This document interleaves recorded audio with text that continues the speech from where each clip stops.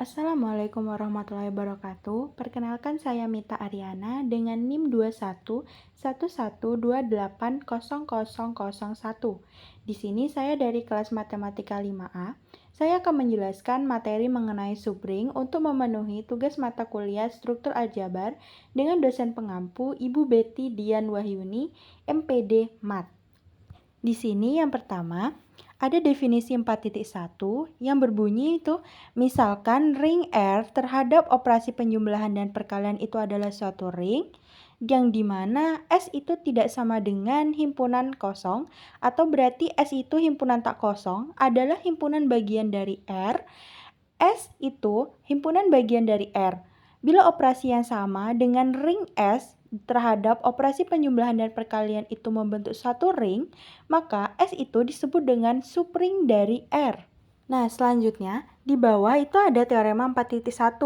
Nah, di sini disebutkan misalkan S itu himpunan tak kosong dalam ring R terhadap operasi penjumlahan dan perkalian, maka himpunan S itu merupakan subring dari R jika dan hanya jika untuk setiap A, B itu adalah elemen dari S, maka berlaku juga A ditambah min B itu elemen dari S juga, dan A dikali B itu juga elemen dari S, di mana operasinya itu terhadap operasi penjumlahan dan operasi perkalian. Selanjutnya, di sini ada pembuktian dari teorema 4.1. Yang pertama itu diasumsikan bahwa S adalah subring dari ring R. Nah, akibatnya untuk sembarang A, B elemen dari S itu berlaku A anggota atau elemen dari S, B anggota dari S itu menjadi A anggota dari S dan min B itu juga anggota dari S. Lalu menjadi A ditambah min B itu juga elemen dari S, dan A elemen dari S dan B elemen dari S itu akibatnya menjadi A dikali B itu juga elemen dari S. Nah, yang kedua di sana diasumsikan bahwa untuk setiap A, B anggota dari S itu berlaku A dikurang B elemen dari S dan A dikali B itu elemen dari S juga. Nah, dengan menggunakan sifat-sifat ini maka diperoleh A anggota dari S, A anggota dari S itu sama dengan 0, sama dengan A dikurang A itu anggota dari S, dan A anggota dari S, B anggota dari S itu menjadi min A sama dengan 0 dikurang A, maka itu juga elemen dari S. Akibatnya, A itu anggota dari S, B anggota dari S, menjadi A ditambah B anggota dari S. Nah, di sana tadi B itu sama dengan min B, maka A ditambah min B itu anggota dari S, lalu dioperasikan menjadi plus dikali min jadi A min B itu anggota dari S. Nah, dan dari asumsi tersebut maka ditarik kesimpulan bahwa A anggota dari S, B anggota dari S itu menjadi A dikali B anggota dari S. Selanjutnya, dari definisi subring itu dapat disimpulkan bahwa suatu himpunan bagian dari suatu ring R terhadap operasi penjumlahan dan operasi perkalian itu merupakan ring jika yang pertama terhadap penjumlahan ring S terhadap penjumlahan itu merupakan grup abelian. Nah, terus yang kedua, terhadap perkalian itu juga bersifat tertutup dan asosiatif. Untuk asosiatifnya yakni dalam kurung S1 dikali S2 tutup kurung dikali S3 sama dengan S1 buka kurung S2 dikali S3 tutup kurung untuk setiap S1, S2, dan S3-nya itu adalah anggota dari S. Yang ketiga, terhadap keduanya atau terhadap operasi penjumlahan dan perkaliannya bersifat distributif kiri dan kanan, yakni dalam kurung S1 ditambah S2 tutup kurung dikali S3 sama dengan buka kurung S1 dikali S3 ditambah S2 dikali S3 untuk setiap A-nya, untuk setiap S1, S2-nya, dan S3-nya itu adalah anggota dari S. Lalu untuk distributif kanannya S1 dikali S2 ditambah S3 itu sama dengan S1 dikali S2 ditambah S1 dikali S3 untuk seluruh S1, S2, dan S3-nya itu anggota dari S. Selanjutnya itu ada teorema 4.2 berbunyi, jika S dan T itu merupakan subring dari ring R, maka S irisan T juga subring dari ring R. Nah, di sana terdapat buktinya, kita ambil sembarang AB anggota S irisan T, sehingga berarti A, B itu anggota dari S, dan A, B itu juga anggota dari T.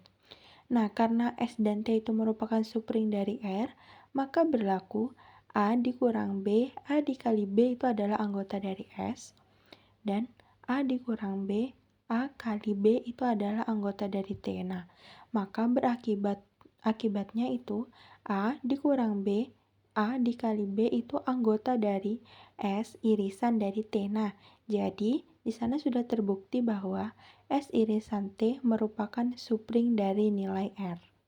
Nah, berikutnya itu ada teorema 4.3. Di sana berbunyi, misalkan R ring dan S himpunan bagian dari R, di mana S itu himpunan tak kosong, maka S merupakan subring dari R jika dan hanya jika yang pertama, A dikali B itu adalah anggota dari S.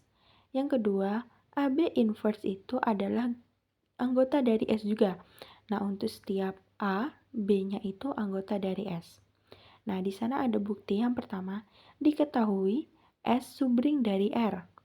Maka, S tertutup terhadap perkalian dan setiap elemen itu mempunyai inverse terhadap penjumlahan.